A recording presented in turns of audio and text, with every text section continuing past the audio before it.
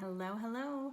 It's Kara Rice here with Brain Connects Therapy, coming at you with a Why Wednesday question.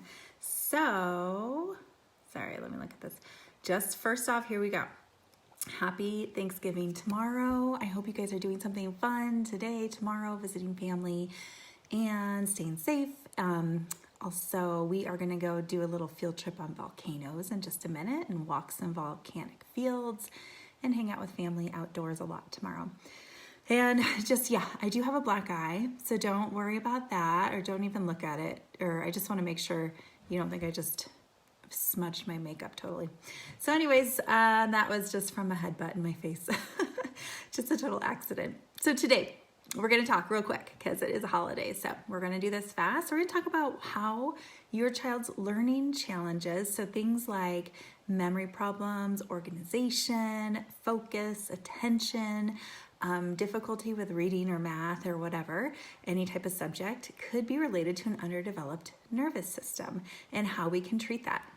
So when we look at learning challenges, we want to look back at how our child develops in their brain, how their brain develops, how anybody's brain develops. First, when we're infants, we go through this stage of primitive reflex integration, or primitive reflexes that are automatic movements that help to integrate our senses. They help to develop our neural pathways in the brain, start making connections between the right and left hemispheres, just starting to build the networks in our brain.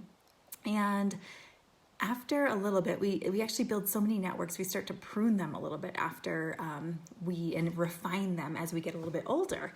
And our brain starts to balance out as it grows. So once our brain starts to balance, we start to, with primitive reflexes, we start to understand how to move our body. And you see that with little kids. They just move around all the time. They practice rolling and jumping on one leg and spinning because they're just like developing and understanding how to move their body in space and how their muscles move, and they're understanding how their fingers move and everything. And then once we understand all of that, we start to have control, complete control, where we can point a finger at what we want to, we can touch our nose without thinking about it, with our eyes closed. And then we start to refine that even more. So we learn more balance, we get better at balance, we get better at coordination, eye-hand stuff, where kids start to be good at sports because they understand and they build that coordination.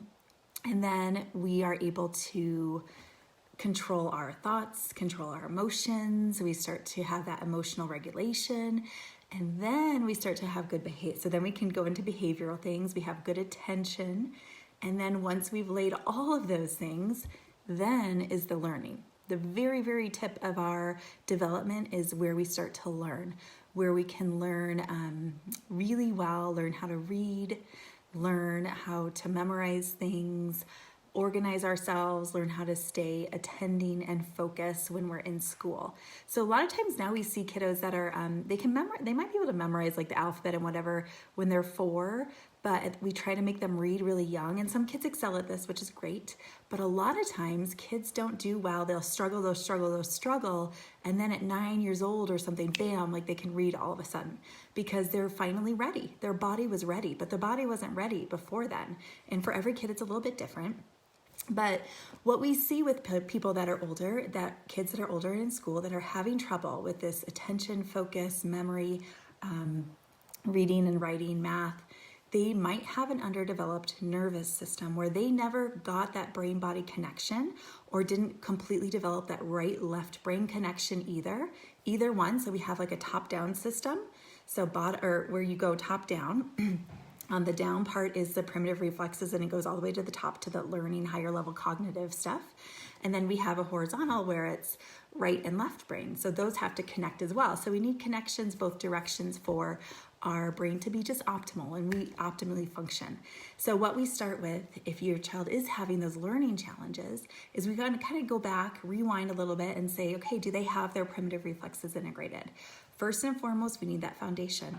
And then we look at the sensory system. Are those areas an issue? Because if your child has focus attention issues, they might have, most likely, when I see a child that has any type of learning challenge, they also have some type of sensory challenge. So whether that's auditory processing issues, tactile, they don't like certain things touching them.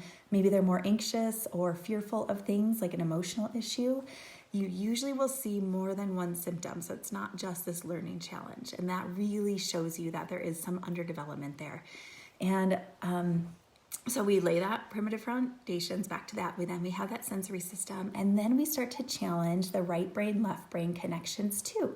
And that's really, really the key, is not only are we doing the reflexes of the foundation, the sensory system, and but we're also challenging the right and left brain. So we're doing the top down and the horizontal, because otherwise just taking one little piece of that, because a lot of people say, okay, let's just work on reading. Well, that's just one little piece of it. Like, you have to work on the foundation as well. Well, let's just work on reflexes. Well, that's still just one little piece of it. You still have to work everything as well. So we're trying to rework all areas of the brain that we need to get this optimal functioning for our child, so that learning can become easy.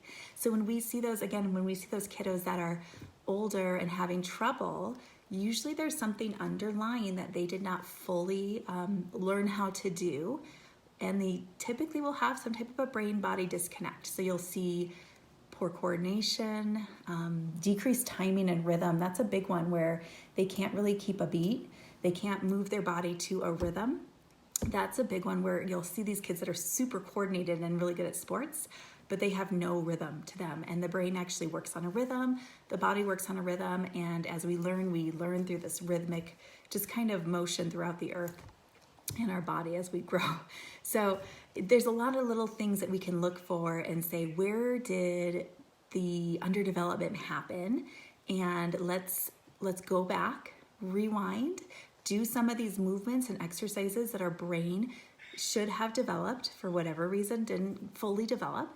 And then you'll see that the learning will become so much easier, so much faster, and all those interventions you're doing for learning or attention or focus or reading with dyslexia will just come really, really fast, versus pushing through things where it seems like you're doing treatment and it's just not coming, it's just not clicking. And when you see that, that's really like a sign that there's something underneath, a little bit of layers. You got to like dig underneath to find out what you really need to get to help them with their learning.